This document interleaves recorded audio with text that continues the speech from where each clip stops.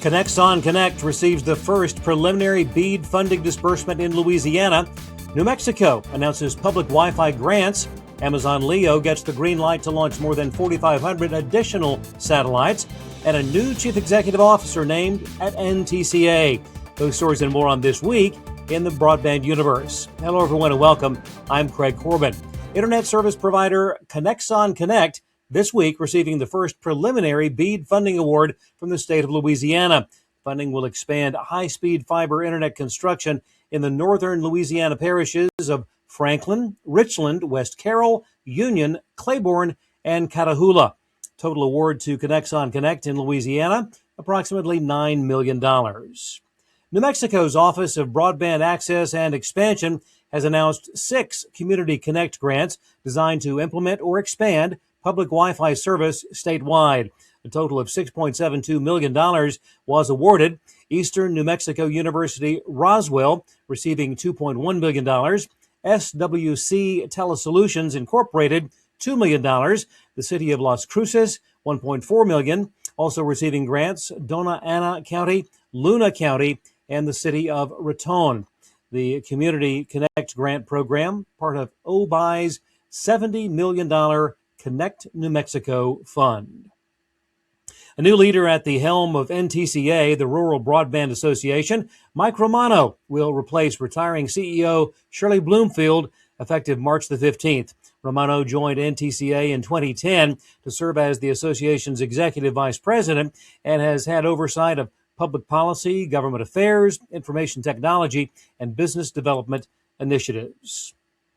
Legislation aimed at removing barriers to deploying broadband on federal lands made its way out of the House Natural Resources Committee this week by unanimous consent. The Enhancing Administrative Reviews for Broadband Deployment Act would require the Department of the Interior and the USDA to study impediments to broadband deployment. The bill was introduced by Representative Tom Keene Jr. of New Jersey in December of last year. Federal Communications Commission this week gave the thumbs up to Amazon Leo for launch of a second wave of low Earth orbit satellites. The approval greenlights launch of 4,504 additional satellites, which would provide the Amazon Leo constellation a total of 7,727 satellites in orbit. More than 3,200 of the new ones would be the company's more advanced Gen 2 satellites. The largest single revenue source for AMC Networks is now streaming. During Q4 of 2025, that sector pulled in $177 million, an increase of 14%.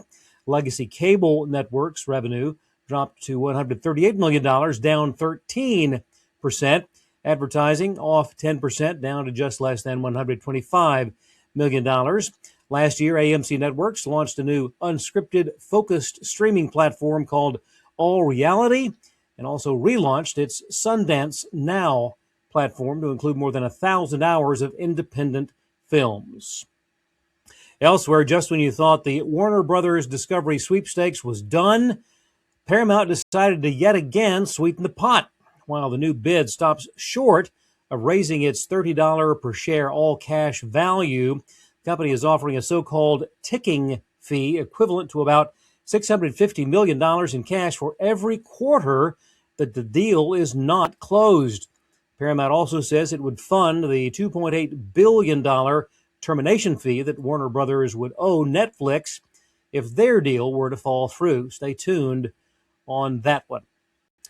Well, there's value to artificial intelligence alliances in many sectors. How about Formula One racing? Anthropic's Claude AI has agreed to a multi-year partnership deal with the Atlassian Williams F1 team. Claude will be integrated across the entire Williams organization and will support how the team plans and considers race strategy along with car development. No financial terms were disclosed, and just for the record, Claude will be known as the Atlassian Williams F1 team's official thinking partner. And finally, viewing numbers from Super Bowl 60 peaked at a record 137.8 million, then dropped by more than 10 million during Bad Bunny's halftime show.